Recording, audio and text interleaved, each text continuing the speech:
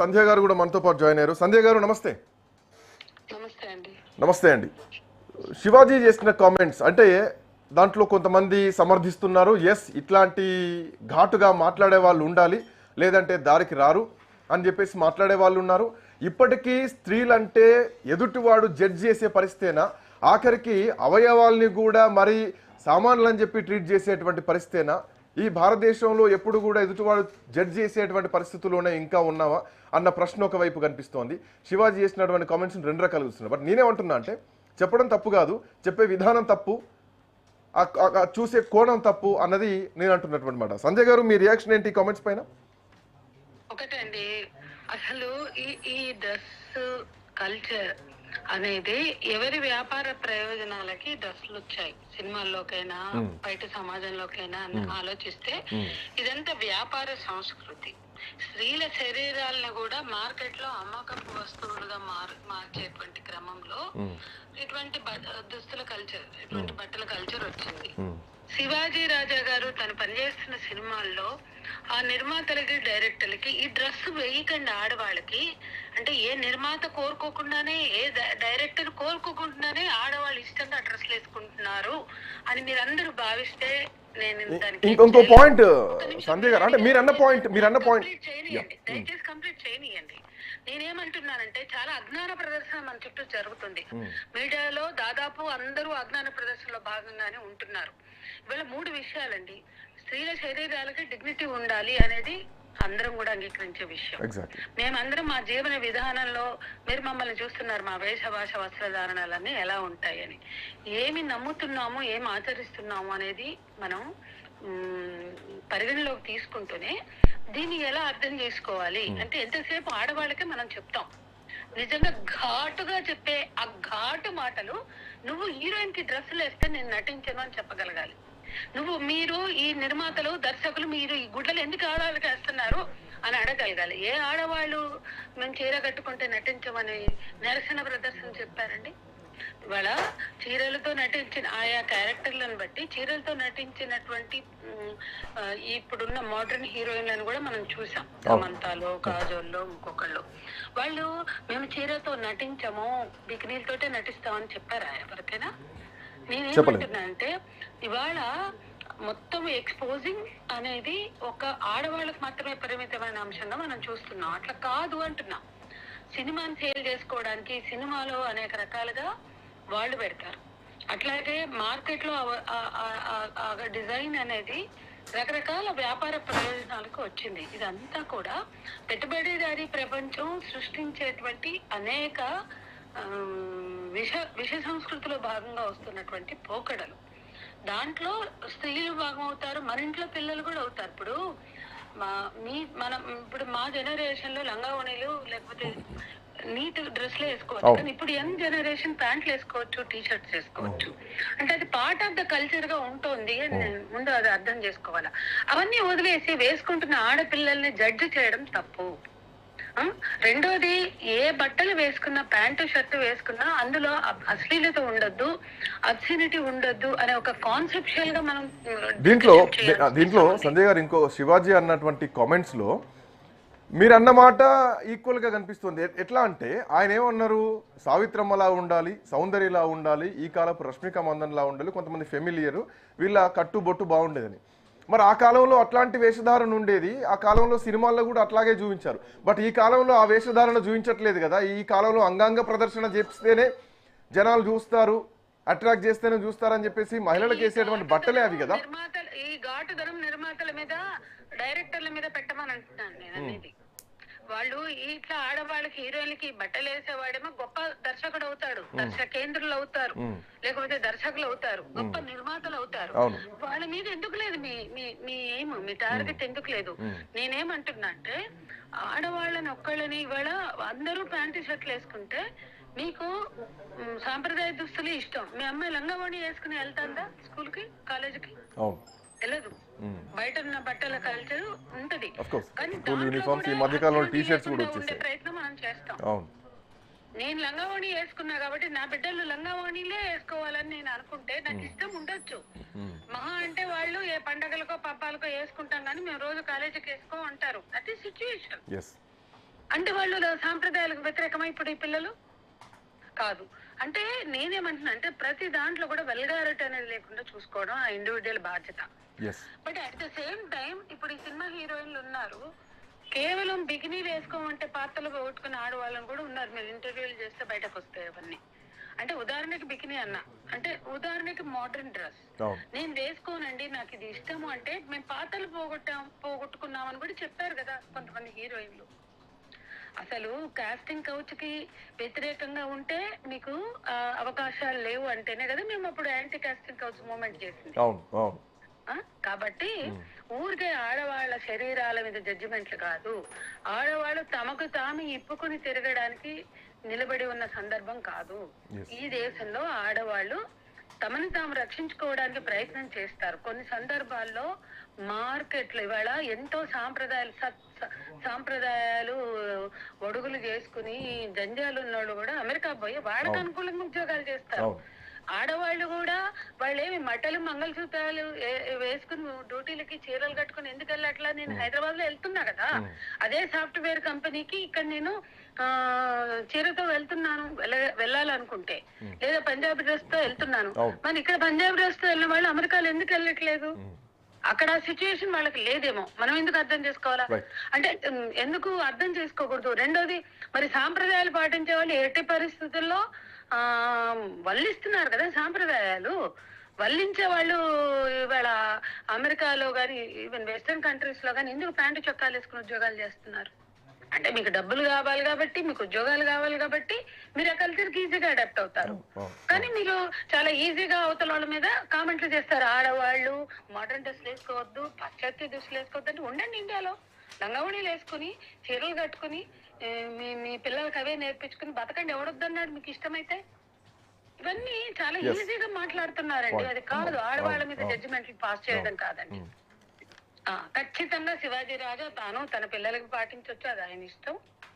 ఆయన ప్రశ్న అంటే ఎప్పుడైనా కానీ ఇది ఇద్దరు వ్యక్తిగతంగా మాట్లాడడం చెప్పినప్పుడు వేరు. అఫ్ కోర్స్ సభాముఖంగా కూడా చెప్పొచ్చు, తప్పేం లేదు. కానీ చెప్పే విధానమే కరెక్ట్ కాదు అన్నదే పాయింట్. మరి మహిళల్ని దిగజారుస్తూ మాట్లాడే పద్ధతి కూడా కరెక్ట్ కాదు కదా. ఆడవాళ్ళని బాధ్యులు చేస్తూ మాట్లాడడం తప్పంటున్నా. అతను మాట్లాడడం ఆయన ఇష్టం అండి. నేనేమంటున్నా అంటే ముందు ఆయన తన పిల్లలకి ఏం బట్టలేస్తున్నాడో తను పాటించాలి. రెండోది ఇంకొక విషయం అండి, భారతదేశంలో ఇట్లా మాట్లాడి విసుగు చెందితే ఒక బెంగళూరుకు చెందిన ఒక ఆవిడ రేపు విక్టిమ్స్ బట్టలు పెడితే అందులో ప్యాంటు చొక్క ఒకటే వచ్చింది, మిగతావన్నీ ఇండియన్ డ్రెస్లే. ఇవాళ భారతదేశంలో ఉన్న అత్యాచార బాధితులు చూస్తే దాంట్లో పబ్బులకు వెళ్లే వాళ్ళు, మోడర్న్ కల్చర్ లో ఉన్న వాళ్ళు ఒకళ్ళిద్దరు కూడా లేరండి. మెజారిటీ ఎవరున్నారంటే దళితులు, ఆదివాసీలు, పేదలు ఉన్నారు. వాళ్ళందరూ మోడర్న్ డ్రెస్లు వేసుకునే వాళ్ళు కాదు, మీరు అది మర్చిపోవద్దు. ఇవాళ నేనేమంటున్నా అంటే శివాజీ రాజాకైనా మీకైనా ఇంకొకళ్ళకైనా ఒక ఛాలెంజ్ విసురుతా. రేపు ఘటనలన్నీ నమోదయ్యే ఉన్నాయి కదా, ఏమైనా అత్యాచార ఘటనలు మనకి ప్రామాణికత అవి నమోదైన కేసులే కదా. ఆ నమోదైన కేసుల్లో ఎవరన్నా మోడర్న్ డ్రెస్లు వేసుకుని ఉన్నారా, ఎవరైనా పబ్లిక్ వెళ్లే వాళ్ళు ఉన్నారా చూడండి. అంటే సంజయ్ గారు 9 ఏళ్ల చిన్న పిల్లలు కూడా వాళ్ళని కూడా జడ్జ్ చేసేటువంటి పరిస్థితి కదా. మరి వాళ్ళేం తప్పు చేయలేదు కదా. బట్టలు ఉంటాయి, బట్టలే ఉండవు, ఉన్నా అవి అబ్సెనిటీతో కూడని ఉండవు. వాళ్ళ మీద కూడా అత్యాచారాలు జరుగుతున్నాయి కదా. అందుకని నేను జరుగుతున్న అత్యాచారాలని ఆడవాళ్ళ భుజాల మేంచే ఇంకో సందర్భం గుర్తు చేసుకోవాలి. ఇక్కడ మీరు అన్నారు కాబట్టి సంజయ్ గారు, ఈ మధ్యకాలంలో ఆంధ్రప్రదేశ్లో మనం చూసాము, ఒక పార్టీకి చెందినటువంటి ఒక ముసలాయన ఒక స్కూల్ యూనిఫామ్లో ఉన్నటువంటి అమ్మాయిని హాస్టల్లోంచి తీసుకెళ్లిపోయి ఎక్కడో లైంగికంగా పోలీస్ కోర్టు తీసుకెళ్తున్న క్రమంలో చచ్చిపోయాడు. రాజకీయ నాయకులు అసెంబ్లీలో కూర్చుని బ్లూ ఫిల్ములు చూస్తారు, అబ్సీన్ చేస్తారు. ఇవాళ అబ్సీన్ కల్చర్ లో భాగం ఆడవాళ్లే అంటారు. కానీ వాళ్ళ చుట్టూ ఉన్న వాళ్ళు ఎవరు, చూసే వాళ్ళు ఎవరు, తీసే వాళ్ళు ఎవరు, చూపించే వాళ్ళు ఎవరు, అప్లోడ్ చేస్తున్న వాళ్ళు ఎవరు, ఇవన్నీ కూడా మనం ఆలోచించాలి కదా. అందుకని అశ్లీలతకు కానీ లేకపోతే విశృంఖల సంస్కృతి కానీ పోన్ సైట్స్ కానీ చర్చించడం మానేసి ఆడవాళ్ళ గుడ్డల చుట్టూ ఇంకా ఎన్నేళ్ళు తిప్పుతారండి. అత్యాచార బాధితులు 98% సాంప్రదాయ దుస్తుల్లోనే అత్యాచారాలకు గురయ్యారు. రాసుకోండి మీరు.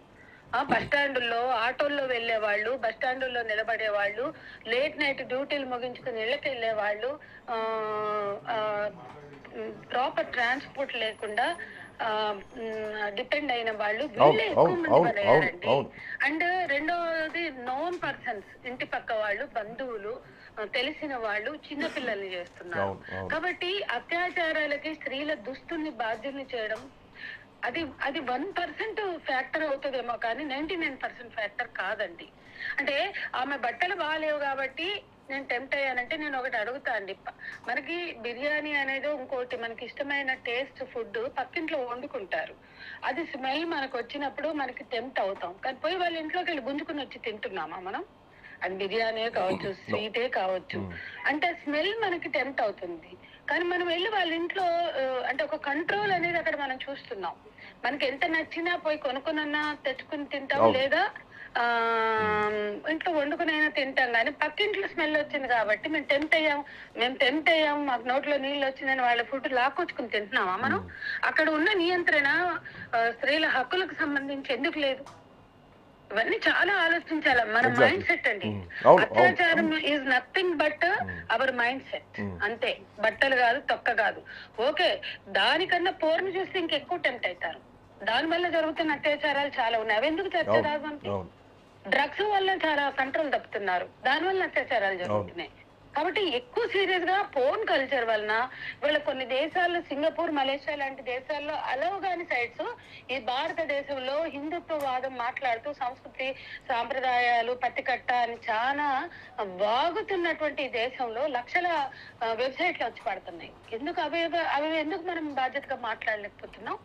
కాబట్టి అత్యాచారాలని స్త్రీలనే బాధ్యులు చేయడం మానేయాలండి. ఎవరైనా వాళ్ళ కన్సర్న్ ని నేను వెల్కమ్ చేస్తూనే అది కాదు ఆలోచించాలి, సమగ్రంగా ఆలోచించాలి. భయ్యా మీడియాలో ఎవరికి సెన్సిటివిటీ లేకుండా మాట్లాడుతున్నారు. భయ్యా హిందూ సాంప్రదాయం మాట్లాడితే మేము గొప్పవాళ్ళం అనుకుంటున్నారు.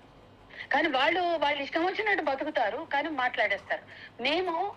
మేము ప్రతిదీ కూడా ఈ దేశ సంస్కృతిని గౌరవిస్తూనే, ఈ దేశ సాంప్రదాయాలను గౌరవిస్తూనే మూర్ఖంగా మతపరంగా మాట్లాడడమో, లేకపోతే మన సంస్కృతి గొప్పదని మీ ప్రయోజనాల కోసం మాట్లాడడమో, లేకపోతే ఆడవాళ్ళ మీద బ్లేమ్ చేసే పద్ధతుల్లో చులకనగా ఒక దృష్టితో చూడడమో కాకుండా చాలా హ్యూమన్ రెస్పాన్సిబిలిటీ తోటి స్త్రీల డిగ్నిటీని గుర్తిస్తూనే దాన్ని పరిగణలోకి తీసుకుని ఎవరైనా మాట్లాడాలి అనేది నా అభిప్రాయం అండి.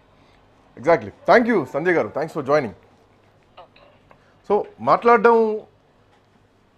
మాట్లాడడం తప్పు కాదు, విద్యా బుద్ధులు నేర్పించడం, సంస్కృతి సాంప్రదాయాలు పద్ధతులు పిల్లలకు నేర్పించడం, ఆడపిల్లలకు నేర్పించడం తప్పు కాదు. ఏ తల్లైనా ఏ తండ్రైనా పద్ధతిగానే ఉండాలి.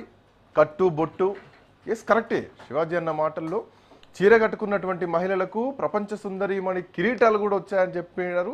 అది మన దేశ సంస్కృతిని, మన దేశ గొప్పతనాన్ని చెప్పారు. ప్రపంచ వేదికల పైన భారతీయ స్త్రీకి అంత గౌరవం ఉంది అని చెప్పడం ఏ తప్పు లేదు. కానీ ఆ చూసే విధానం, మాట్లాడే తీరే తప్పు. ఇది మహిళా అవయవాలను కించపరుస్తూ చులకన చేస్తూ మాట్లాడారు. ఇదే అభ్యంతరకరమైనటువంటి మాటలు. ఈ మాటలపైన శివాజీ రెస్పాండ్ అవుతారేమో అని చెప్పేసి శివాజీకి మనం కాల్ ట్రై చేసినాం. ఆయన కాల్ లిఫ్ట్ చేసి విని కాసేపు లైన్లో ఉండి కావాలంటే మళ్ళీ వెనక్కి వెళ్ళి చూడొచ్చు. ఈవెన్ శివాజీ గారికి కూడా చెప్తున్నాను ఇక్కడ నుంచి, శివాజీ గారు మీరు మాట్లాడిన మాటల్లో అభ్యంతరాలు ఉన్నాయి, అభ్యంతరకరమైనటువంటి మాటలు ఉన్నాయి. సో కొన్ని ఉంటాయి, దండిస్తేనే విద్య వస్తుందని చెప్పేసి.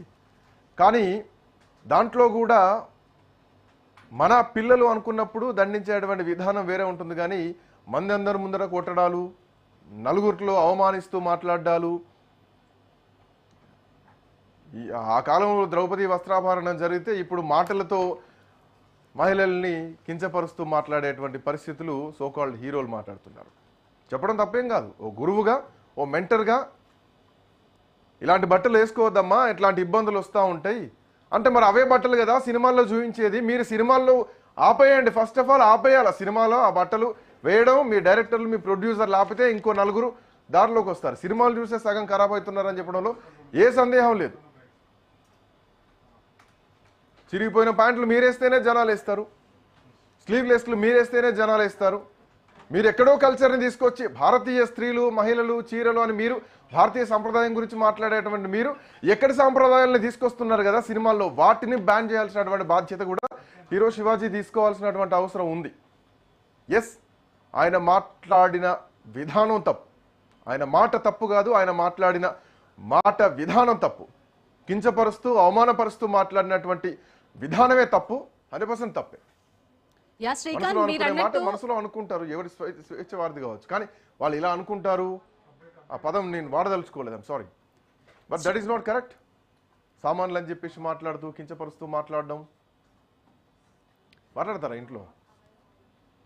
కరెక్ట్ కాదు కదా శివాజీ గారు ఈ మాట మాట్లాడడం. మళ్ళీ మీకు తెలుసు స్త్రీ స్వాతంత్రం అనుకుంటూ ముందుకు వస్తారని చెప్పేసి. సో దీనిపైన శివాజీ గారు రెస్పాండ్ అవుతారని అనుకుంటాను. సో నా కాల్ మాత్రం లిఫ్ట్ చేయలేదు, చూద్దాం.